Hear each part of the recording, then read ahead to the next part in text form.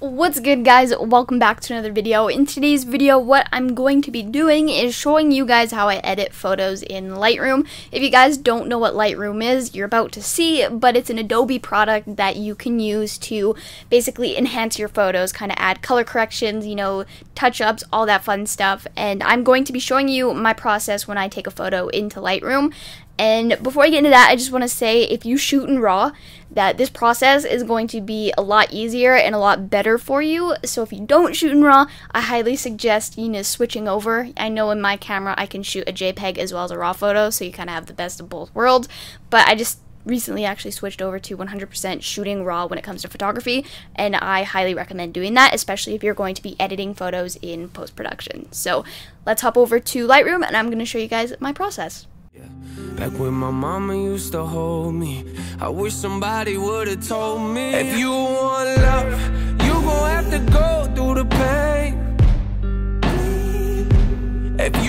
So I'm in Lightroom right now, and at first glance you see my photos and everything, and if you're just opening this program for the first time, obviously you're not going to have photos here, so you're going to need to go up to File, Import Photos and Video, and choose where to open your photos from. For me, I have to open just a file explorer and drag them in, and then it'll find the folder.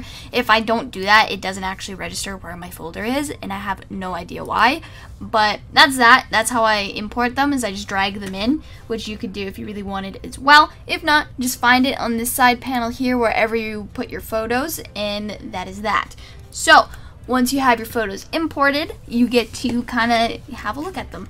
So this is pretty much my last import, and this is actually not my last import. This was an import from a long time ago, a photo shoot that I did in the middle of the summer.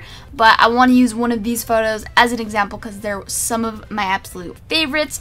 And keep in mind during this video, guys, that this is how I just do my color correcting and all that fun stuff in post editing. You can do whatever you want. You don't have to follow this like exactly as to what I do, but I'm just going to show you guys what I do, so it's not as intimidating when you go into it to do what you want to do. So with that, I feel like we can get started. I have chosen this image right here, and to get into editing, what you're going to want to do is go over to this Develop tab, and it's going to open a lot of cool and intimidating stuff, because at first glance I was like, what the hell does all this stuff do? So we're just going to go from the top, we're going to go down, and we're going to figure out what this photo needs, in my opinion, and we're just going to have fun with it. So the first thing I do is obviously I adjust the temperature, what kind of feel I want it to have. If I want it to be more cool, obviously I change it to be more bluish. If I want it to be a little bit warmer, I make it a little bit warmer on the temperature scale. So I feel like this photo needs to be a little bit more cool, so I'm just going to adjust that right now. Like, imagine. Look how orange that is. That's crazy. I feel like that's perfect right there. So I just adjusted the temperature line right there. You can also adjust the tint. I like where it was before, so I'm just gonna put it on 0. And literally all I do is I go down the list and I adjust things to whatever I feel looks good. So right now I feel like there's a lot of exposure, so I'm gonna take that down just a tad. Contrast, I like my photos to be a little bit more dull if I'm gonna be serious here. So I adjust my exposure and contrast. Oops. Everything right now is decent, but you got your highlights, you got your shadows, you got your whites, and you got your blacks. So I kind of adjusted the whites, the shadows, the highlights, and the blacks, and this is kind of what I get so far. I'm not going to adjust any saturation, vibrance, or clarity just because I feel like the image itself doesn't really need it. So I'm just going to put that back to 0. And this is my absolute favorite part, the tone curve. Like I said, I like my photos to be a little bit more dull, so I take this bottom notch here, I move it up just a little bit, and then I go back up to the top and I move this one down. So as you can see, it's a little bit more dull, and then I add 2 more ticks and then I adjust them. So usually this one goes down and then this one goes up, so the curve goes like that. And I adjust it to obviously what looks good, and right now it needs some work. So feeling like this goes up a little bit.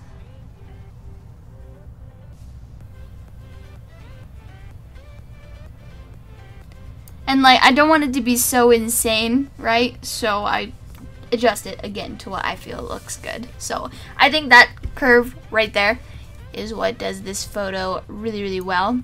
And before I hop into all of the color stuff, I go up to here, and this is the adjustment brush, and this is very, very useful. So if the face on the subject that you were shooting is, let's say, a little bit too dark, you can actually use this to brighten up just the face. So I would just go into exposure and lighten her up just a little bit there. But you want to make sure all of the skin tones that you have, like all of the skin in the photo, is somewhat similar, just so it doesn't look weird, her having like extremely bright hands but like super dark face, you know what I mean?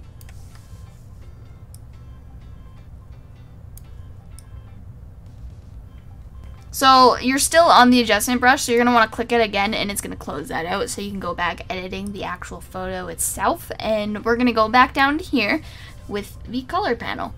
This is honestly, again, one of my other favorite parts of editing a photo, because you can manipulate the colors so much. It's actually really, really fun to do. So I like to mess with the hue, and then I move on kind of just down the list. And so this is how you pinpoint which color you're actually dealing with. So if I were to click that and go here, it's going to show me that I'm working with green. If I go here, it's going to show me I'm working with blue, even though it looks a little purple. If I go here, it's going to say it's red. And if I go here, it's obviously going to say it's orange. So I'm going to adjust the orange hue meter bar thingamajigger. And you can make it like, it's so cool. So naturally it's right here, and if I wanted it to be a little bit more red, I adjust it that way. If I want it to be a little bit more yellow, I pull it that way. And I want it to be more yellow, if I'm going to be serious. Maybe. Oh! That actually looks so cool. I think I want to keep it. Yellow looks dope. So does red. I think I want to make it some sort of pink color.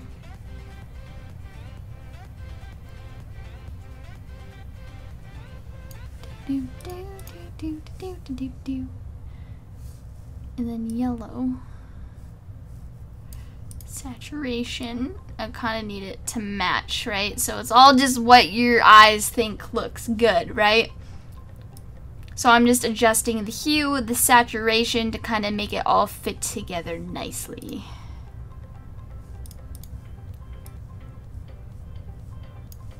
As you guys can see, when I adjust the red hue, her face skin tone actually changes too, so you want to be aware of what you're adjusting, because if I were to do a bunch of adjustments with the red, it most likely will change her face tone. I think that looks good right there. She is a little bright now, so I'm going to adjust this. I don't want her face to be like overpowered with whiteness because it's just unflattering sometimes, so I just adjusted that there. And now I kind of want to pay attention to the green in the photo, so we're going to mess around with that for a second. Ooh, that green looks so good with the pink, man.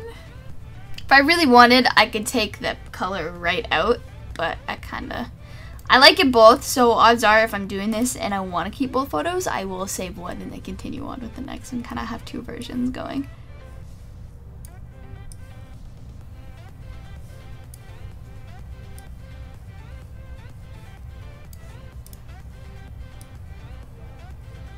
So I don't want the color of the grass to kind of take away from the smoke bomb and herself. If anything, I want it to be kind of like in the background, you know, a little bit darker. So I'm in the luminous panel here, and I'm just going to take the green and I'm going to move it to the darker side.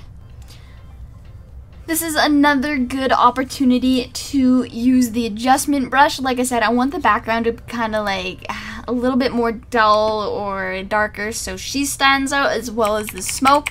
So what I could do here is take the adjustment brush, do that, and then I obviously adjust it to make it a little bit darker so she stands out.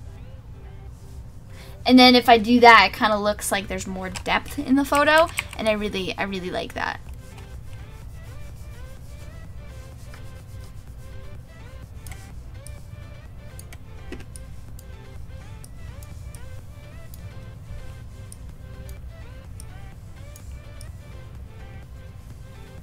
And if I do it over the smoke, it looks like there's more dimension in the smoke as well. It actually looks like the spiral is a spiral and there's smoke behind and not so like up close in like one layer, you know what I mean?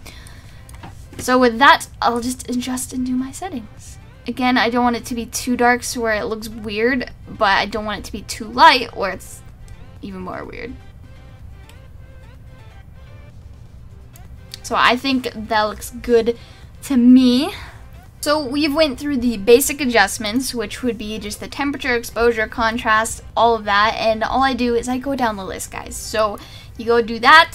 The tone curve was the biggest thing that I had issues learning, but once you get it, you kind of know what you enjoy when doing this, and you know exactly how to go about it and how to use it.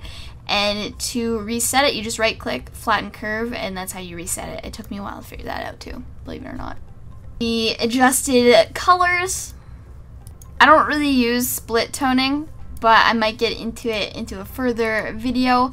I don't really adjust any detailing here, lens corrections. I don't transform much. Like, all I really do is I try to bring out colors. I try to, you know, just manipulate it in that aspect. I don't like to do many things that aren't legitimately in the photo. If anything, it's just kind of like a color correction that I enjoy doing. I'm not one of those editors on photography that likes to, you know, add things that weren't there before. I might get into it in the future, but as of right now, I'm just more into like the whole color correcting side of things. But that is how I do things. So I just stay basically within the basic panel here, the tone curve, and the colors. I haven't explored much into all of these other ones quite yet, but that is how I do my photos, and that's how I edit my photos when it comes to Lightroom. So this is the before and after. The before being orange and really green, and the after being pink and a little bit of a bluer green, kind of like a, I wouldn't say teal, but kind of teal. So this is pretty much how I do this kind of stuff. I just go down the list, I just jump around, I see what looks good. If I don't like it, I delete it, I restart, and that's pretty much it. There's not much to Lightroom itself. If you're going to want to get into a lot more of the manipulation side of things when it comes to photography, you're going to want to go into Photoshop. But I use this personally to do basic color corrections. You know, there's a spot removal thing right here. Spot removal tool. I use that occasionally if someone has like something on their face that they don't want to be there, you know, just like blemishes, small stuff like that. But I don't go insane when it comes to post editing. I haven't really explored that side of things, but this was how I edit my photos. I just basically follow along the list and I just go down and I do it, and once you do it enough, you kind of feel what you like and you know how to do it. So my best suggestion again would just be practice. You're going to find what you like to do, and this is for like the basic color correcting in my opinion. So, I hope you guys enjoyed this video. If you did, make sure you drop a like, comment below, subscribe, and if you guys have any suggestions on what kind of tutorials you want to see next, just leave a comment below, and I will look into doing that. Have a great day, guys, and I'll see you in the next video.